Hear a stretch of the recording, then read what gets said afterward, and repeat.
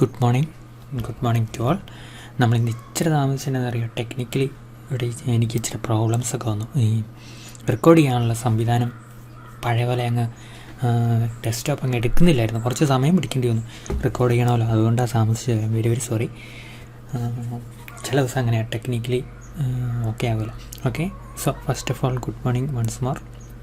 നമുക്ക് ഈ ക്ലാസ്സിൽ പഠിക്കേണ്ടത്, ഈ ക്ലാസ് നമ്മൾ നോക്കുന്നത് ക്ലാസിക്കൽ ഇക്കോണമിസ്റ്റുകളെ കുറിച്ചാണ്. ഓക്കെ, കണ്ടോ, അന്നേരം അത് പ്രശ്നമായി. മൗസാണ് വരുന്നത്. ഒരു സെക്കൻഡ്, ഞാൻ ശരിയാക്കിക്കോട്ടെ. ഒന്ന് ക്ലോസ് ചെയ്തിട്ട് ഒന്നുകൂടെ എടുക്കാവേ. ഒരു സെക്കൻഡ്, ഒന്ന് വെയിറ്റ് ചെയ്യണേ.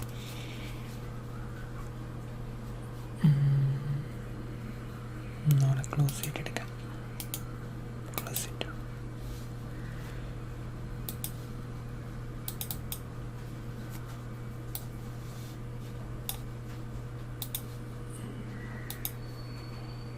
read mode.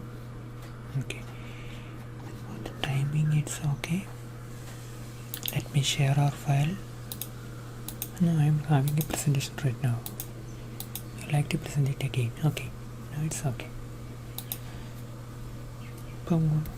ഇപ്പോൾ വരയ്ക്കാൻ പറ്റും. ഓക്കെ, സോ നമ്മൾ ക്ലാസിക്കൽ ഇക്കോണമിസ്റ്റുകളെ കുറിച്ചായിരുന്നു നമ്മൾ പഠിച്ചുകൊണ്ടിരുന്നത്. അല്ല, നമ്മൾ പഠിക്കാൻ തുടങ്ങിയത് ക്ലാസിക്കൽ ഇക്കണോമിക്സ് കഴിഞ്ഞു, പിന്നെ ക്ലാസിക്കൽ ഇക്കോണമിസ്റ്റുകൾ. ഓക്കെ, അതിൽ ഇന്ന് നമ്മൾ പഠിക്കേണ്ടത് 2-3 പേരെയാണ്. Adam Smith, Ricardo J S Mill, J B Say ഇങ്ങനെയുള്ള ആൾക്കാരെക്കുറിച്ച്. ഓക്കെ, ഒരു സെക്കൻഡ് നോക്കട്ടെ. Recording is going on. So the first one is Adam Smith. നമുക്കൊക്കെ അറിയാവുന്ന ഏറ്റവും പ്രശസ്തനായ ഇക്കോണമിസ്റ്റാണ് ആഡം സ്മിത്ത്. ഇക്കണോമിക്സിൻ്റെ ഫാദർ, ഇക്കണോമിക്സിലെ ഫസ്റ്റ് മോസ്റ്റ് ഇമ്പോർട്ടൻറ്റ് ബുക്ക് എന്നൊക്കെ പറയാവുന്ന, ഇക്കണോമിക്സിൻ്റേതെന്ന് പറയുന്ന എല്ലാ ക്യാരക്ടറിസ്റ്റിക്സും ഉള്ള ബുക്ക്, വെൽത്ത് ഓഫ് നേഷൻസ് എഴുതിയ ആൾ. അപ്പോൾ ആ രീതിയിൽ നമ്മൾ ആഡം സ്മിത്തിനെ അറിയുന്ന. ആഡം സ്മിത്തിൻ്റെ കുറേ തിയറീസൊക്കെ നമ്മൾ ചിലപ്പം പഠിക്കും ഇനിയുള്ള ക്ലാസ്സുകൾ. So coming to Adam Smith. Adam Smith laid the foundations of economics and is the father of economics. ഇക്കണോമിക്സിൻ്റെ ഫാദറാണ്. അതുപോലെ തന്നെ ഇക്കണോമിക്സിൻ്റെ ഫൗണ്ടേഷൻസ് അദ്ദേഹമാണ് തീർത്തത്. Before Adam Smith the leading ideology was mercantilism. Adam സ്മിത്തിന് മുമ്പ് പ്രധാനപ്പെട്ട ഐഡിയോളജി എന്ന് പറഞ്ഞാൽ മെർക്കാന്റിലിസമാണ്.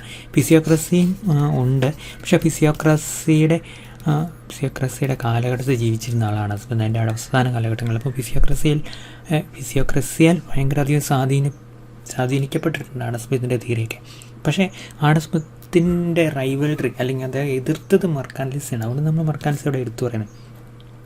Smith through his ideas established that wealth of a country depends upon the quantity of goods and services produced in that economy. Okay, that was his main argument, that the quantity of goods and services produced in that economy, in a specific economy, determines how much wealthy that country is. That is the content of his book as well. We have discussed in the previous class. Okay, Smith through his ideas established that the wealth of a country, or രാജ്യത്തിൻ്റെ സ്വത്ത്, it depends upon the quantity of goods and services that country produces. Okay, so നമ്മളിപ്പോഴും ആ concept നമ്മുടെ മനസ്സിൻ്റെ ഉള്ളിലേക്ക് പോകുന്നത്. അപ്പോൾ അതുകൊണ്ട് സ്മിത്തിൻ്റെ ഐഡിയാസ് ഭയങ്കരധികം ഇക്കണോമിക്സിനെ പിന്നീട് സ്വാധീനിച്ചു. അത് അത്രമാത്രം ബ്രേക്ക് ത്രൂ ആയിരുന്നു എന്നുള്ളത് നമ്മൾ ഓർക്കണം. Okay, Smith contributed 2 important books. അതിൽ 2 പ്രധാനപ്പെട്ട book, the theory of the moral sentiments and enquiry into the nature and causes of the wealth of nations. Okay, നമ്മളതിനെ വെൽത്ത് ഓഫ് നേഷൻസ് പലപ്പോഴും ഷോർട്ടായിട്ട് അടിക്കും.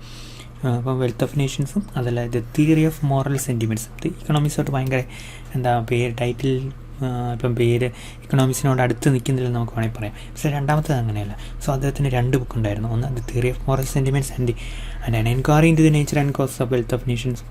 The book for which we know Adam Smith, or rather we describe Adam Smith as the father of our subject. Okay, then it is in his first book, The Theory of Moral Sentiments, Smith proposed the idea of an invisible hand. Invisible hand എന്ന് പറഞ്ഞാൽ അദൃശ്യമായ ഒരു കരം ഇക്കോണമിയിലുണ്ട്. അത് ഇക്കോണമിയെ നിങ്ങൾ നയിച്ചോളും. നമ്മൾ classical മെർക്കാന്റിലിസം അല്ല ഫിസിയോക്രസി നമ്മൾ നാച്ചുറൽ ഓർഡറിൽ നമ്മൾ പഠിക്കും. നാച്ചുറൽ ഓർഡർ നമ്മൾ പറയല്ലേ. So like that there is an invisible hand in the economy. ഒരു second. Economy which can lead the economic activities. Okay, അപ്പോൾ നമ്മളതിന് പറയുന്ന പേരാണ് ഇൻവിസിബിൾ ഹാൻഡ്. എപ്പോഴും നമ്മൾ ഓർത്തിരിക്കണം. ക്ലാസിക്കൽ തിയറി നമ്മൾ ഇൻവിസിബിൾ ഹാൻഡ് എന്ന് പറഞ്ഞു. സ്മിത്തിൻ്റെ കേസ് നമ്മൾ ഇൻവിസിബിൾ ഹാൻഡ് എന്ന് പറഞ്ഞു. In some other case also we should describe invisible hand coming to Ricardo as well. So what is there is a tendency free markets to regulate themselves. What is invisible hand? അദൃശ്യപരമായ കരമുണ്ട്. ആ കരം എന്താണ് അതിൻ്റെ അർത്ഥം? There is a tendency of free market a tendency of the free market to regulate themselves. Okay, regulate themselves തന്നെ നിയന്ത്രിക്കാനുള്ള ഒരു ടെൻഡൻസി എവിടെയുണ്ട്? ഫ്രീ മാർക്കറ്റിലുണ്ട്. അതിനെ നമുക്ക് തൽക്കാലം ഇൻവിസിബിൾ ഹാൻഡ് എന്ന് വിളിക്കാം. അപ്പോൾ ഇൻവിസിബിൾ ഹാൻഡ് എന്നുള്ള കോൺസെപ്റ്റ് ഈ theory of the moral sentiments എന്ന് പറഞ്ഞ ബുക്കിൽ സ്മിത്ത് പ്രപ്പോസ് ചെയ്തു. Okay, by means of competition. എങ്ങനെയാണ് ഇങ്ങനെ റെഗുലേറ്റ് ചെയ്യുന്നത്? സ്വന്തമായിട്ട് ബൈ മീൻസ് ഓഫ് കോമ്പറ്റീഷൻ എന്ന മത്സരം. ഒരു കമ്പനി വേറൊരു കമ്പനിയോട് മത്സരിക്കുന്നു. സാംസങ്ങിനെ കൂടെ എന്ന് അഡ്മിറ്റ് ചെയ്തോട്ടെ. Okay, then means of competition, supply and demand, and self-interest. Okay, all these are the forces or the factors through which a free market can regulate itself. Okay, അപ്പോൾ invisible hand എന്ന് പറഞ്ഞാൽ എങ്ങനെയാണ് അതിൻ്റെ working എന്താണെന്ന് നമ്മൾ പറയുന്നത്. അതായത് കോമ്പറ്റീഷനിലൂടെയും supply and ഡിമാൻഡും നമുക്ക് കൊടുത്തുമൊക്കെ സെൽഫ് ഇൻട്രസ്റ്റ് എന്ന് പറഞ്ഞാൽ എന്താണ്? മോട്ടിവേഷൻ ടു മേക്ക് പ്രോഫിറ്റ്, അല്ലേ? മോട്ടിവേഷൻ ടു മേക്ക് പ്രോഫിറ്റ്, ഒരു പ്രോഫിറ്റ് ഉണ്ടാക്കാനുള്ള ടെൻഡൻസി. അതിലൂടെയൊക്കെ എന്ത് ചെയ്യാൻ പറ്റും? ഫ്രീ മാർക്കറ്റിനെ സ്വന്തം റെഗുലേറ്റ് ചെയ്യാൻ പറ്റും. അതിനെ നമുക്ക് ഇൻവിസിബിൾ ഹാൻഡ് എന്ന് വിളിക്കാം. ആ ഇൻവിസിബിൾ ഹാൻഡിനെ സ്മിത്ത് പ്രപ്പോസ് ചെയ്തു. എവിടെ? തിയറി ഓഫ് മോറൽ സെൻറ്റിമെൻറ്റ് എന്നുള്ള അദ്ദേഹത്തിൻ്റെ ഫസ്റ്റ് ബുക്കിൽ. Okay, then Smith was A believer of market mechanism. നമ്മളിപ്പോൾ ഒക്കെ ആലോചിക്കുകയല്ലേ, എപ്പോഴെങ്കിലും ജീവിതത്തിൽ ഒരിക്കലെങ്കിലും ആലോചിച്ചിട്ടാണല്ലോ എങ്ങനെയാണ് ഇങ്ങനെ ഈ മാർക്കറ്റൊക്കെ ഇങ്ങനെ വർക്ക് ചെയ്യുന്നത്, അല്ലെങ്കിൽ ഇങ്ങനെ സെല്ല് ചെയ്യുന്നു, ബൈ ചെയ്യുന്നു, ഇതൊക്കെ എങ്ങനെയാണ് ഉണ്ടായതെന്നൊക്കെ നമ്മൾ എപ്പോഴെങ്കിലും ചിന്തിച്ചിട്ടാണ് പണ്ടോട്ടേ ഉള്ള. പക്ഷേ അതിൻ്റെ ഒരു ഫ്രീ പ്ലേ, ആരും അതിനകത്ത് ഇടപെടേണ്ട കാര്യമില്ല. ഇഷ്ടമുള്ളവൻ പ്രൊഡ്യൂസ് ചെയ്ത് വിൽക്കട്ടെ, ഇഷ്ടമുള്ളവൻ മേടിക്കട്ടെ, വേണ്ടാത്തതൊക്കെ വിറ്റ് പോകാതിരിക്കട്ടെ, പ്രൈസ് കുറയട്ടെ.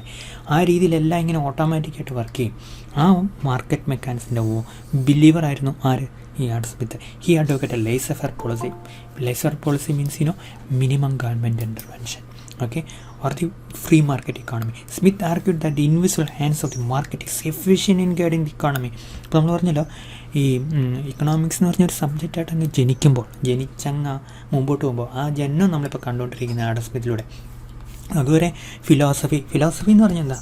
ഫിലോസഫി എന്ന് പറഞ്ഞു കഴിഞ്ഞാൽ തത്വശാസ്ത്രം, ആർഗ്യുമെൻറ്റുകൾ, പ്രത്യാർഗ്യുമെൻറ്റുകൾ, അതാണ് ശരി ഇതാണ് ശരി എന്നുള്ള കാഴ്ചപ്പാടുകൾ, ഇതെല്ലാം ഈ ലോകത്തിലെ വിദ്യാഭ്യാസത്തിലും അതുപോലെ കാര്യങ്ങളിലൊക്കെ ഓരോ സബ്ജക്റ്റിലൊക്കെ നിറഞ്ഞു നിന്ന കാലഘട്ടം. അതിനുശേഷം പൊളിറ്റിക്സ്, അതിൻ്റെ കൂടെ തന്നെ പൊളിറ്റിക്സ് ഉണ്ട്, അല്ലേ? ഹിസ്റ്ററി ഉണ്ട്. ഒത്തിരി മനുഷ്യൻ്റെ യുക്തിയിൽ ആദ്യം സ്ട്രൈക്ക് ചെയ്യുന്നത് ഫിലോസഫിയാണ്, തത്വൻ്റെ, പിന്നെ പൊളിറ്റിക്സ്, ഹിസ്റ്ററി, ഇങ്ങനെ ഒത്തിരി കാര്യങ്ങൾ വരും. ഇക്കണോമിക്സ് അങ്ങനെ കയറി വന്നിട്ടേ ഇല്ലായിരുന്നു. അപ്പോൾ അങ്ങനെ നമ്മൾ നോക്കുകയാണെങ്കിൽ ഇക്കണോമിക് ഐഡിയാസ്, അതിൻ്റെ അകത്ത് എത്രമാത്രം നിയന്ത്രണം വേണം, അതിനെക്കുറിച്ചുള്ള കാഴ്ചപ്പാടിൽ സ്മിത്ത് കൊണ്ടുവന്ന ഒരു കോൺസെപ്റ്റാണ് laissez faire policy. Laissez faire പോളിസിന് വിത്ത് മിനിമം ഗവൺമെൻറ് ഇൻ്റർവെൻഷൻ. ഒരു സെക്കൻഡ് ഞാൻ ഡിലീറ്റ് ചെയ്യട്ടെ. എന്താണ് ലേസർ ഫെയർ പോളിസി? ഒരു സെക്കൻഡ്, അത് പോയി. Okay, so what is mean laissez-faire policy? Laissez-faire policy says that there should be only minimum government intervention അധികം വേണ്ട. Okay, or rather there should be a free market economy. ഇപ്പോൾ നമ്മൾ classical ഇക്കണോമിക്സിൻ്റെ തിയറികളാകട്ടെ, നമ്മൾ അതുപോലെ തന്നെ ഏത് ക്ലാസിക്കൽ ഇക്കോണമിസ്റ്റുകളെയും നമ്മൾ എടുത്തു നോക്കിയാൽ അവരുടെ പ്രധാനപ്പെട്ട കാഴ്ചപ്പാട് എന്താണെന്ന് അറിയാം? there should be free market economy free ആയിരിക്കണം, ആരും റെഗുലേറ്റ് ചെയ്യേണ്ട കാര്യമില്ല. ഗവൺമെൻറ് ഈസ് എ സിൻ എന്ന് പറഞ്ഞാൽ അറിയാം, പാപം. ഗവൺമെൻറ് ഒരു സിന്നാണ്, ഗവൺമെൻറ് ആവശ്യമില്ല എന്ന് വിചാരിച്ച ഒരു കൂട്ടം ഇക്കോണമിസ്റ്റിലായിരുന്നു ഇക്കണോമിക്സ് ഐഡിയ തുടങ്ങിയ ക്ലാസിക്കൽ ഇക്കോണമിസ്റ്റ്. അതിലെ പ്രധാനപ്പെട്ട ആളായിരുന്നു ആഡം സ്മിത്ത്. അപ്പോൾ free market economy, laser policy, natural order, invisible hand, ഇതെല്ലാം നമുക്ക് ഒരുമിച്ച് കൊണ്ടു നടക്കാവുന്ന കാര്യങ്ങൾ, അല്ലെങ്കിൽ നമ്മൾ ഒരുമിച്ച് ഓർക്കേണ്ട. Smith argued that the invisible hands of the market is efficient in guiding the economy. അപ്പോൾ ഇക്കോണമിയിലെ ഇൻവിസിബിൾ ഹാൻഡ്, അത് മാർക്കറ്റിനെ നയിക്കുന്നതിൽ എഫിഷ്യൻ്റ് ആയിട്ടുള്ള ഒരു ഗൈഡാണ്. ഗൈഡ് എന്ന് പറഞ്ഞാൽ എന്താ? നമ്മൾ ടൂർ പോകുമ്പോൾ ഗൈഡില്ലേ എന്ന് പറഞ്ഞാൽ ഇക്കോണമിയെ ഗൈഡ് ചെയ്യാൻ വേണ്ടിയിട്ടുള്ള ഏറ്റവും എഫിഷ്യൻ്റ് ആയിട്ടുള്ള ഇൻസ്ട്രുമെൻ്റാണ് ഫ്രീ മാർക്കറ്റ് ഇക്കോണമി, ആ ഇൻവിസിബിൾ ഹാൻഡ്.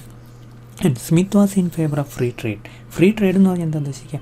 ഫ്രീ മാർക്കറ്റ് പോലെ തന്നെ ഫ്രീ ട്രേഡ് എന്ന് പറഞ്ഞാൽ ഫ്രീ ഇൻ്റർനാഷണൽ ട്രേഡ് എന്നോട്ടോ. എന്താണ് ഇൻ്റർനാഷണൽ ട്രേഡ്?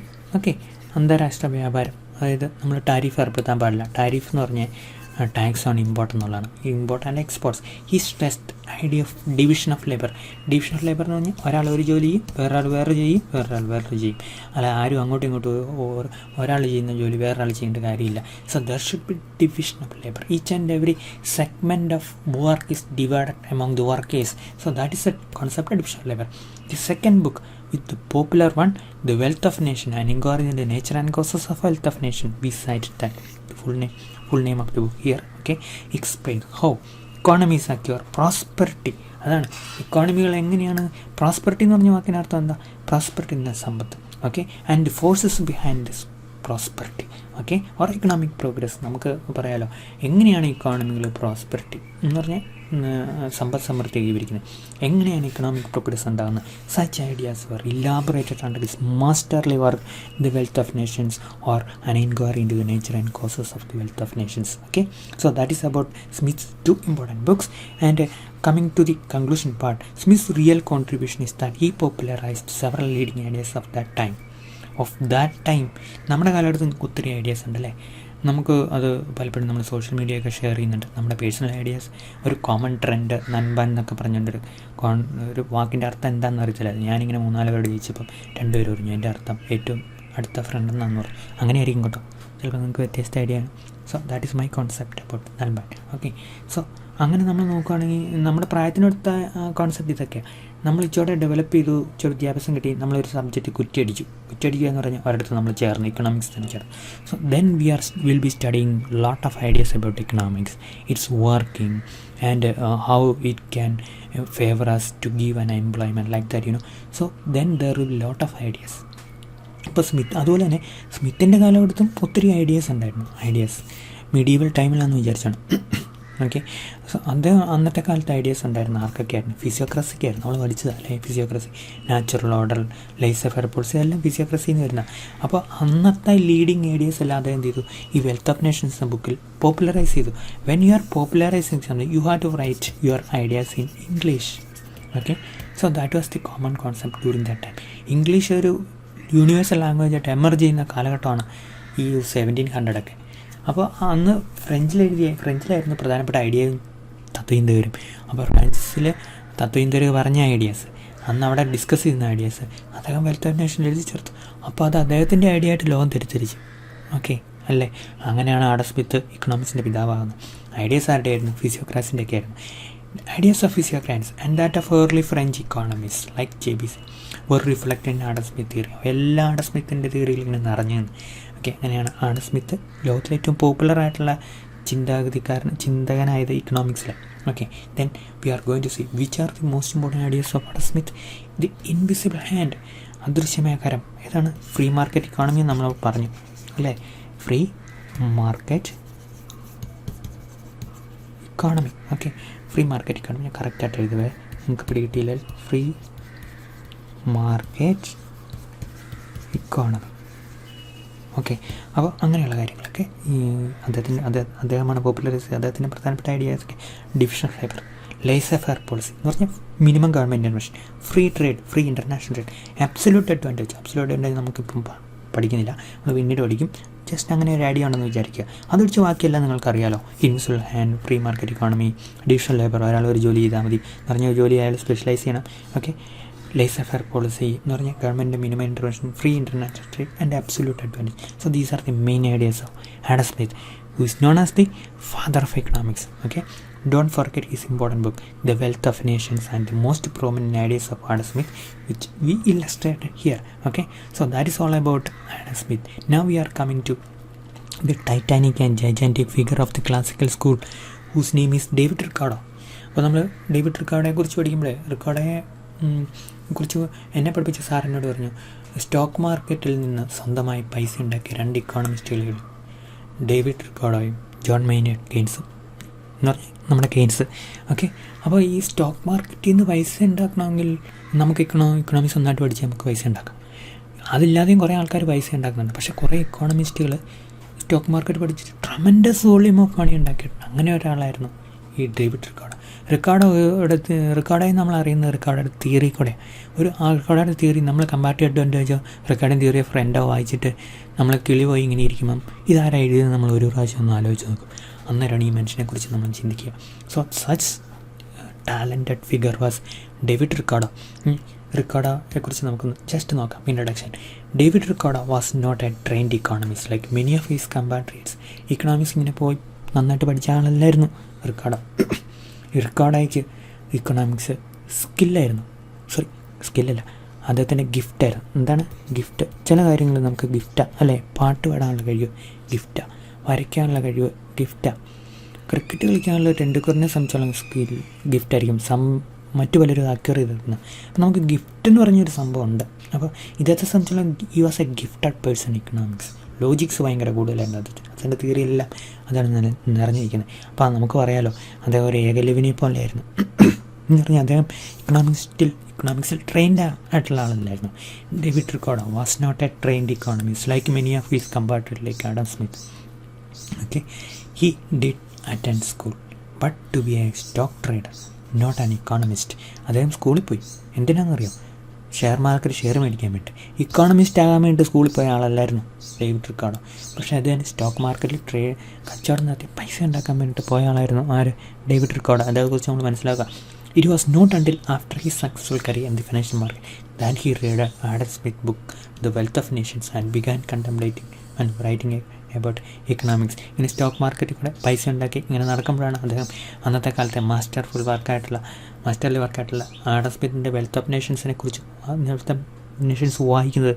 നമ്മളും അങ്ങനെയാണല്ലോ, ചില ബുക്ക് വായിക്കും, ചില പാട്ട് കേൾക്കും, ചില സിനിമ കാണും, അല്ലെങ്കിൽ അങ്ങനെ നമ്മൾ എന്താ പറയുക, നമുക്ക് ചില ഐഡിയാസ് നമ്മുടെ മനസ്സിൽ ക്ലിക്കാവും. അന്നേരം അത് നമ്മുടെ ലൈഫിലെ വലിയൊരു എന്താ പറയുക ടേൺ അറൗണ്ട് ആയിരിക്കും, അല്ലെങ്കിൽ ഒരു ബ്രേക്ക് ത്രൂ ആയിരിക്കും. ഇവിടെയും ഈ സ്റ്റോക്ക് മാർക്കറ്റിൽ ട്രേഡ് നടത്തി കറങ്ങി നടന്ന റിക്കാർഡോ ആഡം സ്മിത്തിൻ്റെ ബുക്ക് വായിക്കുകയാണ്, ദ വെൽത്ത് ഓഫ് നേഷൻസ്. അത് കഴിഞ്ഞ് എന്താ he began contemplating and writing about economics. അതുവരെ ബുക്കച്ചവടം നടത്തിയ ഒരു മനുഷ്യൻ പെട്ടെന്ന് ഇതാ ഇക്കണോമിക്സിനെ കുറിച്ച് കാര്യങ്ങളൊക്കെ ബുക്കൊക്കെ എഴുതാൻ തുടങ്ങി, ബുക്കൊക്കെ ഐഡിയാസൊക്കെ എഴുതാൻ തുടങ്ങി. സോ നമ്മളൊരു ഫോർമർ സ്കൂളിങ്ങിൽ കൂടെ പോകേണ്ട കാര്യമില്ല. നമ്മൾ ഇക്കണോമിക്സിലെ കോൺസെപ്റ്റൊക്കെ നമുക്ക് അറിയാനും അല്ലെങ്കിൽ നമുക്കത് ഡെവലപ്പ് ചെയ്യാനും കൂടുതലായിട്ട് എഴുതാനും അതാണ് റിക്കാർഡോയുടെ ലൈഫ് നമുക്ക് കാണിച്ചിരുന്നത്. Ricardo made big contributions to the development of economics. His theories and analysis were filled with powerful logic. So what is unique about Ricardo? When you are reading in the Ricardian theory of comparative advantage, you cannot break it. നമ്മളിങ്ങനെ ഈ എന്താ പറയുക, ഇങ്ങനെ ഒരു സൈഡിൽ പല കളറുള്ള കട്ടയില്ല, ഈ ചതുരക്കട്ട, അതിൻ്റെ പേര് എനിക്കറിയത്തില്ല കേട്ടോ. എൻ്റെ പേര് ആർക്കെങ്കിലും അറിയോ? പല കളറുള്ള ചതുരക്കട്ട, എന്നിട്ട് നമ്മളിങ്ങനെ കറക്കി ഏറ്റവും എല്ലാ കളറും കൂടെ എൻ്റെ പേരിന് അത് തന്നെ. ഓക്കെ, അന്ന് പറയുന്ന പോലെ അതിൽ നല്ലൊരു ലോജിക്കുള്ള പോലെ ഇതിലും ലോജിക്ക് വേണം. ലോജിക്ക് എന്ന് പറഞ്ഞു കഴിഞ്ഞാൽ യുക്തി എന്നാണ്. ചെസ്സിൽ ഭയങ്കര യുക്തി ഉണ്ട് കേട്ടോ, ഭയങ്കരമായിട്ട് യുക്തി. അപ്പോൾ ഈ റിക്കാർഡോയുടെ അനാലിസിസ് എന്ന് പറയുന്നത് അതിൻ്റെ ഏറ്റവും വലിയ പ്രധാന ലോജിക്കാണ്. ഇക്കണോമിക്സ് എന്ന് പറഞ്ഞു കഴിഞ്ഞാൽ നിങ്ങൾക്ക് പഠിക്കുമ്പോൾ അറിയാം, അത് കൊമേഴ്സ് പോലെയല്ല. കൊമേഴ്സിൽ ഇങ്ങനെ കുറേ അക്കൗണ്ടിങ് ഒക്കെ പഠിച്ചാൽ മതി. കൊമേഴ്സ് പഠിച്ച് എല്ലായിടത്തും ഒക്കെ പോയി നമുക്ക് അക്കൗണ്ട് ആകാൻ പറ്റും. ഇക്കണോമിക്സ് പഠിക്കാൻ പാടാണെന്ന് പറഞ്ഞാൽ പാടൊന്നും നിങ്ങൾ ഓടിപ്പോയിക്കരുത്, അത്ര പാടൊന്നുമില്ല. പക്ഷേ അതിൻ്റെ അകത്തൊരു ലോജിക്കുണ്ട്. നമ്മളെ അത് അങ്ങനെ ആക്കി തീർക്കും, നമ്മളെ അങ്ങനെ മാനുഫാക്ചർ ചെയ്യും. ഇക്കണോമിക്സ് പഠിക്കുകയാണെങ്കിൽ നമ്മൾ ഭയങ്കര യുക്തിൻ്റെ ആളായിരിക്കും തീരും. അപ്പോൾ ഇക്കണോമിക്സിൻ്റെ പ്രധാനപ്പെട്ട ലോജിക്കാണ്. ആ ലോജിക്ക് ഇക്കണോമിക്സിൻ്റെ പ്രധാനപ്പെട്ട ഫീച്ചറാക്കി മാറ്റിയ ആളാണ് ഡേവിഡ് റിക്കാർഡോ. അതായത് ലോജിക്കിൻ്റെ ആളായിരുന്നു. ലോജിക്ക് എന്ന് പറഞ്ഞാൽ യുക്തി എന്നാണ് അതിനർത്ഥം. അത് ശരിയാണെങ്കിൽ ഇത് ശരിയാണെങ്കിൽ അടുത്തതിൽ അതെങ്ങനെയാകും എന്ന് നമ്മൾ ചിന്തിച്ച് കാര്യങ്ങൾ തീരുമാനിക്കും. So that powerful logic became the profile picture of economics only because of David Ricardo. അപ്പോൾ റിക്കാർഡോ തിയറി നമ്മൾ പഠിക്കാത്തതുകൊണ്ട് അതെന്താ നമുക്ക് മനസ്സിലാവില്ല. Ricardo's work the principles of political economy, അദ്ദേഹത്തിൻ്റെ വർക്ക് അതാണ്. പൊളിറ്റിക്സ് മാറ്റി നിർത്തുകയാണെങ്കിൽ ഇക്കോണമി എന്നാക്കിയോളും അല്ലേ. Publish in 1870. Two of Ricardo's most important contributions were the theory of rent and the concept of comparative advantage. അതിൻ്റെ രണ്ട് പ്രധാനപ്പെട്ട വർക്കിനെ കുറിച്ച് ഞാൻ പറഞ്ഞു കേട്ടോ. വേറെ ആൾക്കാർക്ക് വേറെ ഐഡിയ ആണ്, വേറെ ടീച്ചേഴ്സിന് വേറെ അല്ലെങ്കിൽ നിങ്ങൾ എവിടെയെങ്കിലുമൊക്കെ റിക്കാർഡോയെ കുറിച്ച് സെർച്ച് ചെയ്യുകയാണെങ്കിൽ നിങ്ങൾക്ക് വേറെ ഐഡിയ കിട്ടും. So for me the two important concepts and theories of Ricardo were the theory of rent and the concept of comparative advantage. Comparative advantage theory was related to international trade. It explains international trade as in relative terms and says that all countries can benefit from trade. അതാണ് ഇവിടെ പ്രത്യേകത. Trade നടത്തുന്നതിൽ ശക്തന്മാരുണ്ടായിരിക്കും, ദുർബലന്മാരുണ്ടായിരിക്കും. എല്ലാവർക്കും ട്രേഡിൽ നിന്ന് gain കിട്ടും എന്ന ഒരു model ഇങ്ങനെ എഴുതി 12, 20, 30, 40 എന്നൊക്കെ പറഞ്ഞൊരു മോഡലുണ്ടാക്കി എഴുതി കാണിച്ചു കൊടുത്ത ആളാണ് റിക്കാർഡോ. അപ്പോൾ റിക്കാർഡോയുടെ മോഡലിന് ഭയങ്കര ലോജിക്ക് ഉണ്ടായിരുന്നു. അതാണ് റിക്കാർഡോയെക്കുറിച്ച് നമ്മൾ പറയുമ്പോൾ ആ മോഡലിനെ കുറിച്ച്. The theory remains the foundation of economic case for free trade, economic cause for case. Okay, economic argument നമുക്ക് കൃത്യമായിട്ട് പറയാം. ഇങ്ങനെ കേസ് എഴുതാൻ പാടില്ല. Argument for free trade today. International trade free ആയിട്ട് നടത്തുന്നത്, ടാരിഫ് എന്ന് ഏർപ്പെടുത്താൻ എല്ലാവരും അങ്ങോട്ടും ഇങ്ങോട്ടും ട്രേഡ് നടത്തുന്നതിൻ്റെ എൻ്റെ യുക്തി അല്ലെങ്കിൽ അതിൻ്റെ ശരി നമുക്ക് കാണിച്ചു തരുന്നതാണ് ഈ Ricardian theory of comparative trade. അതിൻ്റെ ഫ്രീ ഇൻ്റർനാഷണൽ ട്രേഡിൻ്റെ ഫൗണ്ടേഷനാണ്. In his theory of rent, Ricardo prove that rent is not a reward for any productive activity. അപ്പോൾ തിയറി ഓഫ് റെൻറ്റിലെ നമുക്ക് അതിച്ചോടെ കോംപ്ലിക്കേറ്റഡാണ്. റിക്കാർഡ് പറഞ്ഞു നമ്മൾ ഒരു ഏറ്റവും വേസ്റ്റ്ഫുൾ ആയിട്ടുള്ള ക്ലാസ്സാണ് ആര്, ലാൻഡ് ലോഡ്സ് എന്ന് പറഞ്ഞു. അവരില്ലേലും ഭൂമിയിൽ ഉൽപ്പാദനം നടക്കും കർഷകരുണ്ടെങ്കിൽ. അപ്പോൾ അതുകൊണ്ട് ഇവർക്ക് റിവാർഡ് കൊടുക്കേണ്ട കാര്യമില്ല എന്ന് പറയാതെ പറഞ്ഞു പോയ ആളാണ് റിക്കാർഡോ. കാരണം ലാൻഡ് ലോഡിനെതിരെ അന്ന് പ്രതികരിക്കുക എന്ന് പറഞ്ഞാൽ ഇന്ന് നമ്മൾ ആരോടെതിരെ കോർട്ടിനെതിരെ പ്രതികരിക്കുന്ന പോലെ പൊളിറ്റീഷ്യനെതിരെ പ്രതികരിക്കുന്ന പോലെ അത്ര ഭയങ്കര ആൾക്കാർക്ക് പേടിയുള്ളൊരു സംഭവമായിരുന്നു. അപ്പോൾ അന്ന് റെൻ്റ് ആവശ്യമില്ല എന്ന തിയറിയിലൂടെ ഇൻഡയറക്റ്റായിട്ട് പറഞ്ഞു വെച്ച ആളാണ് റിക്കാർഡോ. അത് ഭയങ്കര ശരിയായിരുന്നു കേട്ടോ. Okay, it is just a reward to landlords for getting the best land for farming. Land ലോഡിൻ്റെ ഇരിക്കുന്ന ആ ലാൻഡ് കൊണ്ടുവരാൻ വേണ്ടി നമ്മൾ കൊടുക്കുന്ന ഒരു ഉപകാരമില്ലാത്ത പേയ്മെൻറ്റാണ് റെൻ്റ് എന്ന് അദ്ദേഹം പറഞ്ഞു. റിക്കാർഡിംഗ് തിയറി ഓഫ് റെൻറ്റ് അങ്ങനെ കേട്ടോ. Then contribution Ricardo, the theory of comparative and the theory of rent. പിന്നെ അദ്ദേഹത്തിൻ്റെ ഡിസ്ട്രിബ്യൂഷൻ തിയറി ഒക്കെ ഉണ്ട് കേട്ടോ. അതും പക്ഷേ theory distribution theory theory of റെൻറ്റിൻ്റെ ബേസിലാണ്. നമ്മൾ റിക്കാർഡെക്കുറിച്ചൊരു ബോക്സിലിട്ടേക്കുക. David Ricardo was one of the greatest theoretical economist of all time, the third child of Abigail and Abraham, a prosperous Jewish stockbroker who migrated to London and Holland. From ഹോളണ്ടിൽ നിന്ന് ലണ്ടനിലേക്ക് migrate ചെയ്ത Jewish, അവർ യൂറോപ്പിൽ നിറഞ്ഞു നിന്ന ഒരാൾക്കാരാണല്ലോ Jewish. പിന്നീട് നാസികൾ ഇവരെ ഒത്തിരി നശിപ്പിച്ച് കളഞ്ഞു. അപ്പോൾ ജൂയിഷ് ബ്രോക്കറിൻ്റെ മകനായിരുന്നു ആര്, Ricardo. Ricardo attended school in London and Amsterdam. ലണ്ടനിലും സ്കൂളിൽ പോയി, നെതർലൻഡ്സിലുള്ള. And at the age of 14 എൻ്റെ ഹിസ് ഫാദേഴ്സ് ബിസിനസ്. അതാണ് നമ്മളെപ്പോലെയല്ല, എന്നെപ്പോലെയല്ല. അതായത് എന്താണെന്നറിയാം, അച്ഛൻ്റെ ബിസിനസ് 14-ാം വയസ്സിൽ നോക്കി നടത്തിയ ആളാണ് റിക്കാർഡോ. 14-ാമത്തെ വയസ്സ്. When we are studying at 8th or 9th standard, you should understand. Okay, അപ്പോൾ in 1793 he married Quaker Priscilla Wilkinson. Quaker എന്ന് പറഞ്ഞു കഴിഞ്ഞാൽ വേറൊരു മതത്തിൽപ്പെടുന്ന ആളാട്ടോ. അവരുടെ പേര് പ്രിസ്റ്റില വിൽക്കിൻസ് എന്ന് പറഞ്ഞ ആളാണ്. With whom he was to have 8 children. 8 കുട്ടികളുണ്ടായിരുന്നു. The couple's different religious background mean that the marriage created a rift with both their families. അപ്പോൾ ഇവർ രണ്ടുപേരുടെയും കല്യാണം നന്നായിട്ട് പോയില്ല, കാരണം രണ്ടുപേർക്കും 2 മതമായിരുന്നുണ്ട്. And Ricardo was forced to set up independently a broker on the London stock exchange. അദ്ദേഹം എന്തെന്നറിയോ, ലണ്ടൻ സ്റ്റോക്ക് എക്സ്ചേഞ്ച് സെപ്പറേറ്റ് ആയിട്ട് ഒരു ബ്രോക്കർ ബിസിനസ് ഏറ്റെടുക്കേണ്ടി വന്നു. Ricardo though prospered in the financial business so far greater extent than his father. Amazing fortune about 70,000 അല്ലല്ലോ, 1 ലക്ഷം 100,000 ലക്ഷം 7 ലക്ഷം പൗണ്ടിൻ്റെ സ്വത്ത് അദ്ദേഹം ഉണ്ടാക്കി ചെറുപ്രായത്തിൽ തന്നെ. നമ്മൾ റിക്കാർഡെക്കുറിച്ച് പറയുന്നത് എന്തിനാണെന്നറിയാം, അദ്ദേഹം നമ്മൾ എത്രമാത്രം മോട്ടിവേറ്റ് ചെയ്യുന്നത്. അദ്ദേഹത്തിൻ്റെ പേഴ്സണൽ ലൈഫല്ല, അദ്ദേഹത്തിൻ്റെ കരിയർ. ആ കരിയറും പേഴ്സണൽ ലൈഫും നമുക്ക് ഒരുമിച്ച് മെൻഷൻ ചെയ്യാതിരിക്കാൻ പറ്റുമല്ല. അദ്ദേഹത്തിൻ്റെ കരിയർ അങ്ങനെയായിരുന്നു. അദ്ദേഹം ഭയങ്കരമായിട്ട് സ്വത്തുണ്ടാക്കുന്നുണ്ട്. സ്വത്താണെല്ലാം എന്നല്ല നമ്മൾ പറയുന്നത്, അങ്ങനെ തെറ്റിദ്ധരിച്ചേക്കരുത്. ഇഷ്ടംപോലെ സ്വത്തുണ്ടാക്കി. ഓക്കെ, ദെൻ എങ്ങനെ സ്റ്റോക്ക് മാർക്കറ്റിൽ കൂടെ, അതാണല്ലോ Ricardo became interested in economics in 1799 after apparently by chance reading the work of Adam Smith. Adam Smithൻ്റെ ബുക്ക് ഒന്ന് വായിച്ചിട്ട് ഇക്കണോമിക്സ് പഠിച്ച ആളാണ് റിക്കാർഡോ. അല്ല, ഇക്കണോമിക്സ് പഠിക്കാൻ വേണ്ടി കോളേജിൽ പോയ ആളല്ല. He subsequently published pamphlets and articles. അപ്പോൾ നമ്മളാണെങ്കിലും ഇങ്ങനെ ആരും അറിയാതെ കവിത എഴുതി ബുക്കിൻ്റെ അകത്ത് മടക്കി വെക്കുമല്ലോ. അല്ലെങ്കിൽ നമ്മൾ എന്തെങ്കിലും നോവലൊക്കെ എഴുതി ഒരിക്കലും പബ്ലിഷ് ചെയ്യാൻ തയ്യാറാകാതെ പേടിച്ചല്ല, നമുക്ക് ഷൈ ആയിട്ട്. സോ അങ്ങനെ പാംപ്ലെറ്റ്സ് എഴുതിയ ആളായിരുന്നു Ricardo. Articles analysing various economic problems. പല ഇക്കണോമിക്സ് പ്രോബ്ലമൊക്കെ ഇങ്ങനത്തെക്കുറിച്ച് തിയറികളൊക്കെ കുറേ കോൺസെപ്റ്റൊക്കെ എഴുതിയത്. Including the stability of the currency and the national ഡെപ്റ്റ്. ഇങ്ങനെയുള്ള പ്രധാനപ്പെട്ട കോൺസെപ്റ്റിനെ കുറിച്ചൊക്കെ, അതായത് പാംപ്ലെറ്റ്സിന് കൈയെടുത്ത് എഴുതുക. After some struggle I fear the undertaking exceed my powers. His classic work the principles of political appeared in 1870. അപ്പോൾ അദ്ദേഹത്തിൻ്റെ മാസ്റ്റർഫുൾ വർക്ക് എന്ന് പറയുന്നത് നമ്മളെ പ്രിൻസിപ്പിൾസ് ഓഫ് പൊളിറ്റിക്കൽ ഇക്കോണമി എന്ന ബുക്ക് കുറേ കാലത്തിന് ശേഷം 1870 അദ്ദേഹം എഴുതി. അപ്പോൾ അദ്ദേഹം ഇക്കണോമിക്സിൽ ഇൻട്രസ്റ്റ് ചെയ്ത് 79 18 വർഷങ്ങൾക്ക് ശേഷമാണ് അദ്ദേഹം ആ ബുക്ക് എഴുതുന്നത്. 2 of Ricardo's most important contributions were theory of rent and the concept of comparative advantage. Okay, ഇത് രണ്ടുമായിരുന്നു റിക്കാർഡോയുടെ ഏറ്റവും പ്രധാനപ്പെട്ട കോൺസെപ്റ്റ്. ഏതൊക്കെയാണ്?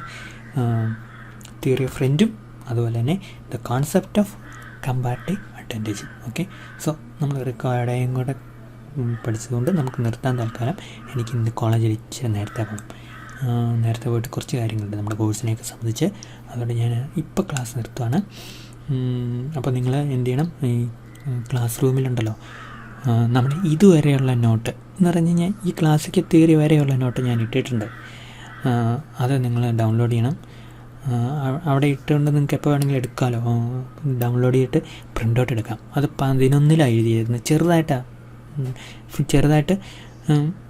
എന്ത് ചെയ്തു, സൈസ് കുറച്ച് 11 ഫോണ്ട് സൈസ് കുറച്ചിട്ട് മിനിമം മാർജിനാക്കി.